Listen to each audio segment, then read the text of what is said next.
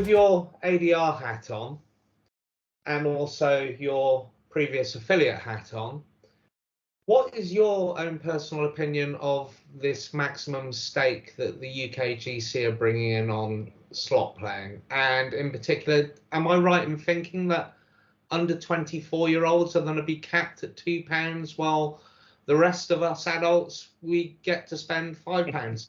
For me, as a player or previous player, it's akin to the smoking ban that they're talking about bringing in. I don't smoke any longer, but they're talking about bringing in this smoking ban that, as from now, 15-year-olds are going to be the last age that are going to legally be allowed to buy cigarettes. Meaning, I'll be 80 and I'll be flogging fags on the corner to some 79-year-old. We're all adults. Well, as we know, prohibition's worked so well in the past, so I wouldn't be too doubtful. I know this is going off massively from what we're talking about, but gambling is an adult pastime, and like with drinking and everything else, you know, unfortunately there are going to be people that become addicted to it, but for the vast majority of people, they can manage their own money. There's lots of checks already in the UK and in Sweden, two regulated territories, whereby a lot of legitimate players think that the questions that they're being asked to be able to play and fund their casino accounts are too intrusive. What is your view on these slot limit caps? I could guess what your view is. Yeah.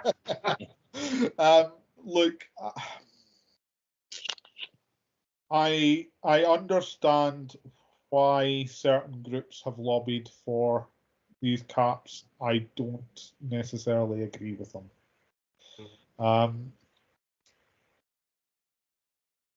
My concern about blanket caps like this is that they don't discriminate. Yes, they're intended to protect vulnerable players, but the players that are identified as vulnerable occupy the very narrow sliver at the end of the bell curve of distribution of players. And every player in that bell curve is now impacted by these restrictions. And are we not just going to see a massive own goal like we've pretty much already been seeing with the UKGC, where you now have crypto casinos openly accepting UK players, and we're not even talking about the small fish anymore. We're talking, I'm not going to name names, but I got my UK passport verified at Curacao licensed. Probably the second biggest crypto casino in the world right now verified my UK passport a couple of weeks ago. Every streamer is Ironically, they also have a UKGC license, which they're not actually acting on as of yet. So, I mean, isn't it just a bit ironic that the UKGC is dealing with these spin caps while one of their licensed operators is running is not even running their UK site, but is accepting bets and verifying players on the non-licensed side of the site. And the UKGC has historically been the shining light in regulation. I've had conversations about surrounding this particular issue recently, where talking to an individual who comes from a lived experience background and says, yeah, but the licensed operators are where people develop their addiction, and that's why we need to stop it there. Yeah, the problem with this flat approach where everybody is restricted is that lots of people many who don't have problems simply aren't going to get the product that they're wanting to spend their money on. As such, they then go and look at crypto casinos and other black market options. And in these black market options, there are no protections. I mean, yeah, you lose your responsible gambling protections. That's the first thing that goes. These operators do not give a hoot. They don't care. From the complaint management side of things, from the ADR side of things, I have watched year after year players who play with these unlicensed or weakly licensed operators simply getting screwed. It's that simple. So you're going to see a large proportion of the market, or a significant proportion of the market, who can no longer engage with the activity they want to engage with, moving to the unlicensed market. The first thing that goes is the responsible gambling protections, but that is not all they lose. They lose every right. There's no longer substantive checks to ensure that the games are functioning as they should be. There's no licensing standards available publicly to challenge an operator on. There's no complaint management that's being enforced, so you don't have an ADR, you don't have any of these protections. Even if you wanted to and you were so inclined, the chances of you being able to pursue any of these operators through a court system is next to nothing. Players, the second they step into the black market, players lose every right. And my concern about these flat caps is that it's not just vulnerable players that are going to be driven to the black market. It's a substantial proportion of players who haven't experienced harm and who are then at substantially increased risk of experiencing harm because they're playing with the black market. I think as far as flat limits on slots, I think this was a poorly judged policy decision. I can think, even just off the top of my head, I can think in numerous ways that this could have been tempered. But what wasn't that driven by? It's frustrating. That was driven by the all-party parliamentary group, though, wasn't it? Pretty much, and the lobbying that went on behind the scenes, which I'm sure it was. It sounds right. I don't follow it closely enough to actually say where this has come from. But I mean, even just some pressure releases on this. Hey, if you want to gamble more than that, perhaps there's a voluntary source of wealth to demonstrate that you can afford it. Or maybe you have to have these limits lifted, you have to apply a loss limit, weekly loss limit. Yeah. The operator will then enforce. There are ways that this could have had release valves to allow players that don't feel that they need. It's like whacking a peanut with a mallet, isn't it? Yeah. I mean, and I wish we had, all the time in the world. So I'd love to come back on all of these points, especially with like the, some of the Curacao master license holders. And actually, one of them was successfully taken to court and had assets seized not too long ago, which is, I thought was a sign of change in Curacao, but it seems that things are pretty much back to normal. Anyway, I guess, what do you think the UKGC is really like? What are they playing at? Because I'd like to give them the benefit of the doubt that they aren't stupid, but it's very hard to maintain that position the longer this goes on. And was the whole source of wealth, and when the UK casinos began restricting how much money players could deposit in the last 2 or 3 years, I think video slots maybe were one of the first to do it. I mean, is that not, or of course that's draconian enough, but is that not like at the very least, like, can we not leave it at that? Like, what are they trying to achieve? It just makes no sense to me. You've got to realise that every regulator, it's not just the UKGC, every regulator is a political entity. And unfortunately, it's really easy to take extreme positions on gambling. And especially when we're dealing with, and I don't mean to trivialize this at all, but you're dealing with an activity in an industry that can result in people committing suicide. The backlash when things goes wrong is intense. It's highly personal, and it's very difficult to balance without sounding uncompassionate. I'd just like to, I mean, I feel that it's important just to interrupt there, given your background. If anyone is genuinely feeling that way, presumably it's too late for blocking software. So what should they do, right now, or what should a loved one do if they're watching this? The first thing that you should be doing is contacting some of the help services. Now that can be GamCare, and this is actually, it's a bit of a bugbear for me, because GamCare is great for the UK. But so many organisations use GamCare and Be Gamble Aware logos in every market, and these organisations aren't helping every market. They're only there for the UK. You should be reaching out. Now, there's various parties that can help depending on the country that you're in. We actually offer a responsible gambling directory. So we've put in some research about 18 months ago and compiled a list of about 1,200 different organisations that can help people with gambling addiction, with crisis. There's a lot of crisis support lines in there, so suicide support lines, group therapy, counselling, all of this sort of stuff. And it's broken down by the type of help you're looking for, and it's geo-targeted, so it only shows the user the organisations that will actually try to help them. So yeah, you should be looking to reach out. You should speak to somebody as soon as possible.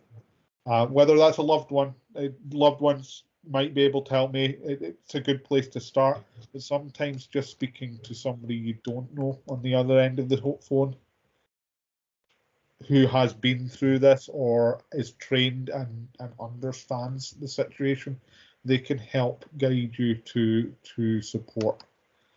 I can't emphasize that strongly enough. If somebody is feeling that level of desperate, it's time to reach out. Don't try and deal with this yourself. Yeah, just one. Sorry, Dave. One final part on that. If there are people that are who don't have anyone to turn to, and maybe the emergency services are their only option, but they're so worried about what will happen to them, and more importantly, are they just going to be released in a couple of hours? What actual support gambling wise is available at that stage? What do you say? There are the emergency services are never, well, very rarely the only support line available. There are many others. The Samaritans operate in lots of different countries. There are many other suicide support lines who will help generically with anybody who is in that place of crisis. Many countries have national helplines that are specific to gambling. It would be impossible for me to direct you to each of them individually. You want to go and look at the Responsible Gambling Directory, and that will give you the resources in each country. Call and talk to somebody. And where do they find that directory you keep talking about? I will send you it now. It's just on the BetBlocker website. I was going to say, we've got quite an extensive responsible gambling resource on Online Casino HQ, but we are also going to link out directly to your responsible gambling directory on BetBlocker. We're hoping in the next month or two to update the directory to an API to allow affiliates and operators to pipeline in this information into their own responsible gambling sections. I think it's just too important. We need to get this out there, and we need to get that tailored support, the right organisations for the right users, because directing people to Spanish people to UK organisations, it's worse than nothing.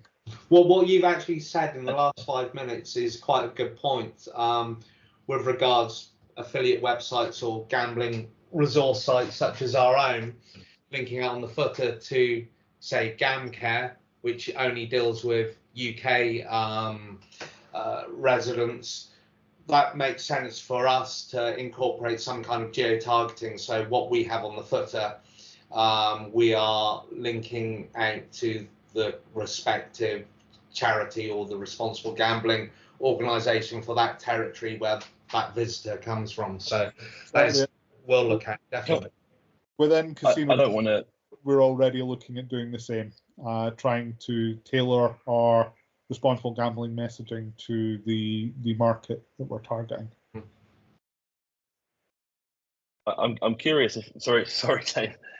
If you were given the hammer of power, Duncan, and you had executive power for 24 hours, what would you do to battle this circumventing national self-exclusion schemes stuff, affiliate targeting? Honest with you, Alex, there's limited options. I mean, we can look to get sites removed from the Google index. We can look to block them at the ISP level, but again, if we start using VPNs, these are very quickly accessible again. The internet has been Pandora's box. It's brought lots of wonderful things into the world that we absolutely should embrace, but it's also brought a lot of problems with it, and this is one of them. The enforcement of any kind of national border online is extremely challenging. My attitude to that, I try to be pragmatic about everything in life where I can. And despite running a charity that specifically looks to minimise gambling harms, I also try and balance that. I would look to take a more pragmatic approach across the board. These sort of broad sweep regulations that are making the industry, reducing the quality of product that players are looking for, are a problem, and they're a problem that's going to facilitate the black market. We need to start looking to limit what we use that drives players that direction. We need to encourage players to stay, or the consumers to stay within the regulated market as far as possible. We will not manage that with everybody. There are the most severely addicted are going to gravitate to the black market as soon as we restrict them in the regulated market. That's the reality. I would encourage more engagement with tools like BetBlocker, but as I say again during our talk today, I've really admitted that there are limits on the extent to which BetBlocker is a magic bullet to this. So yeah, the truth of the scope of this problem is such that there isn't a government out there that has found a solution. What does that tell you? There's a great many very bright, very capable people working on this, and we haven't found a solution. Just on the final note of that, Curacao, you think if that is ever cleaned up, how much of an impact is that going to have on responsible gambling, or are they just going to flock to, I can't even pronounce the new one beginning with A, something. Anjuan. Look, look, it's a good thing, but there are also limits to how good it is.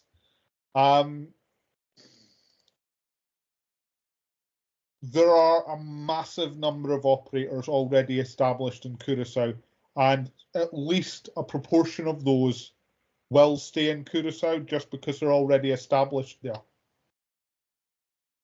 But the more robust the Curacao regulations and the smaller of the subset of that overall group are going to stay in Curacao. And yes, we are just going to see the establishment of a new Curacao in Anjuan or one of the other islands or countries. I am fully behind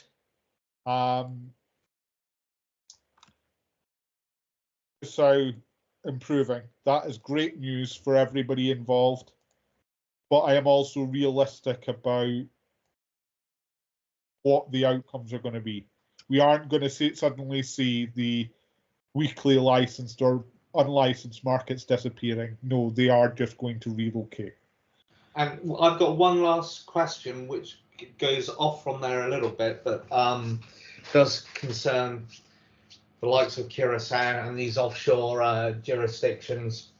And your role as an ADR for casino reviews, you said previously that, you know, if players are playing in unregulated markets, as it were, territories, they've got no protection, etc., etc. A lot of these offshore casinos that, say, UK players, for example, would go and play at are at these operators with Curacao.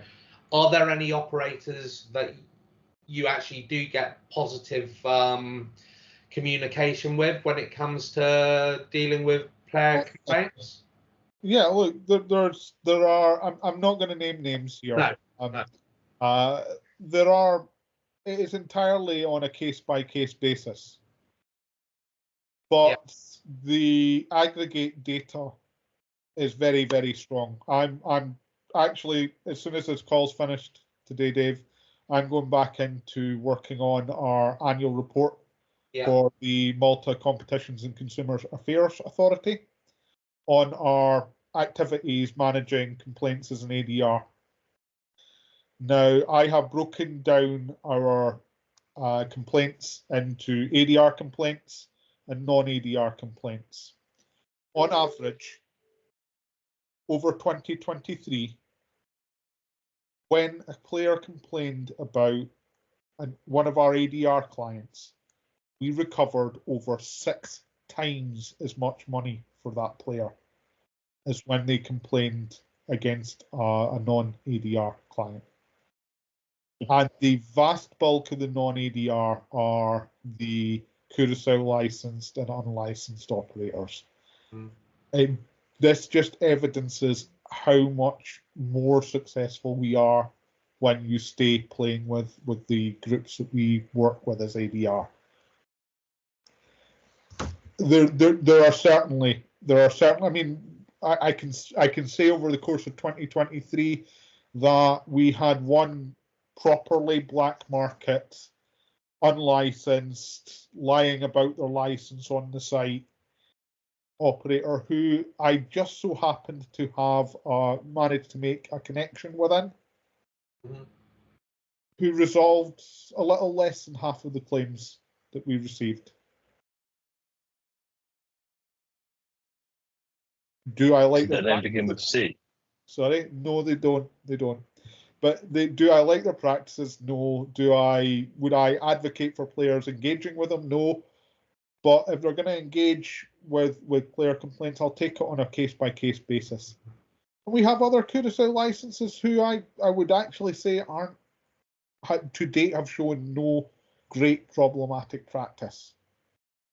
So as a rule, are there, if a player comes to the ADR service on casino reviews, i.e. you, and they've got an issue with X casino in whatever licensing jurisdiction, are there any operators that you would just have to turn around and say to that player, I can't even handle that, it's pointless me even trying to contact them? It depends on the nature of the claim more than anything. Look, there have been, Dave, you've known me for many, many years. You've heard some of the horror stories about the responses we've received from operators at times. I mean, not all operators conduct themselves in a professional manner. Even if it's going to be an unpleasant interaction, we'll still reach out to the operator to try and resolve the claim. Even if I know it's almost certain I'm going to get abuse back, we'll still try. But we do draw the line these days with Curacao operators and responsible gambling claims. Unfortunately, these never resolve successfully because there are no standards. The current master license holders have no published standards for what they expect their licensees to adhere to. In fact, I managed to push one operator far enough in the last 18 months where they said, they kept responding, telling me, or we're a licensed operator, licensed responsible operator that adheres to the responsible gambling standards that we're required by our license to adhere to. And I kept pushing back on this until I eventually got them to admit that there were no responsible gambling standards that they were expecting. I may have some documents that may interest you then. Well, I'd be interested to see anything you have, Alex. The truth of the matter is, especially when we have claims which are worth tens of thousands, and you have a small Curacao licensee, and it's a player saying they should have prevented me from playing, there's no viable claim for us to pursue. And we can sink dozens of hours of time into trying to do something about it that goes nowhere. If you, unfortunately, if you choose to play in that sort of, with that sort of operator, there's a limit to what we whereas within the Maltese market we have some authority, we have a position leverage where we can provide a legally binding ruling, and even when we can't provide a legally binding ruling, our voice is very loud within that sector. Within Curacao, there's nobody has that authority. The master license holders, in my experience, take very little interest. Have only started showing an interest recently because of the shifts in legislation. And so, if they think that your site's big enough and there's enough of an audience that it might cause them a problem, they might do something about it if it doesn't cost them too much. The second the claim is big, or they don't think that you're enough of a partner to care about, they're not going to do anything. I don't dare open the Curacao bubble now because I think we've taken enough of your time. I might try and keep you just for a couple of minutes once we're done. I just have a couple of things I'd like to ask you, but I think we should, to finish off. I think we've covered everything pretty well. I guess my final thing would be threefold. Firstly, could you explain just in a few sentences what BetBlocker is and how people can download it? Number two, if people want to support BetBlocker, is there an option to do that? How do they do so? And then number three, anything else you want to say? Right, okay, so BetBlocker is blocking software. It is an app you download onto your device. You can then choose how long you would like to exclude for. Once activated, the app will prevent your device from going to any of the gambling domains on our central list. Now we have over. You say app, but it's for multiple devices, right? Any device. So we currently cover Android, iOS, Windows, Apple, Linux, and Fire OS. Our central list blocks around about 80,000 different gambling domains and about 1,500 different gambling apps. Now, you have two different types of block. You have your traditional continuous block. So that would be your crisis response tool. I need to stop now. Choose how long you want to block blocked. We also offer our calendaring feature. Now, what this does is this is a harm minimization feature. So, for instance, if you know that on a Friday night after a few drinks, you're inclined to gamble a bit too much and regret it on Saturdays, you can go through and set the block to switch on every Friday. If you want to make sure your bills are paid before you gamble, you can look up your payday and set the block to switch on the week after payday every week. We are hoping to improve that feature in the near future to allow people to block by hour as well. So you could block in the evenings, or you could block on Wednesdays between 3:30 and 9 o'clock, whatever it is that you want to do. We're looking to make it a bit more flexible. So that's it. That's your first question, which was what BetBlocker is. Where can you download it? You just go to the BetBlocker website, betblocker.org. The website will automatically detect what type of device you're accessing from. So if you just click the install button, it will download the right version for your device. They have to pay to download it? No, it is entirely free. And As to whether users can support, we do have a donate option, but we don't press it. The truth of the matter is that I personally, I don't really want people who have experienced gambling harm and who likely have their own financial issues supporting the app. This is something that should be driven by the industry and should be paid for by the industry. I'm always very grateful when we receive a £5 or £10 donation through from somebody who felt that this has made a big difference to their life. It means a lot more in the terms of gestures than anything else. But my advice to people who are experiencing harm is to take that money and use it to cover what you need to live, to pay down your debts, to get yourself back to a good place, and let us find a better way to finance your support. So any operators watching this, and you've got some money going spare that you need to donate to charity, we would be very grateful for any support that you give. probably a tax write-off too, right? Depends on the country. I couldn't comment on every country's tax codes, but cool. Yeah. Is there anything you wanted to say, Duncan, to finish, or? Look, I guys, think we've worn you out enough, probably.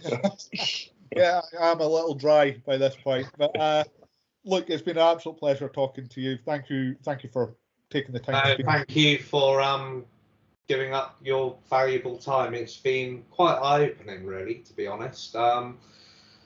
And yeah, good luck with your ADR services with casino reviews as well. Thank you very much. And hopefully we won't have to send many of our visitors in your direction. Well, if you do, we're always happy to try and help. Thank you, Duncan. Appreciate your time, and yeah, thank you for building such a fantastic product for free. Thanks very much.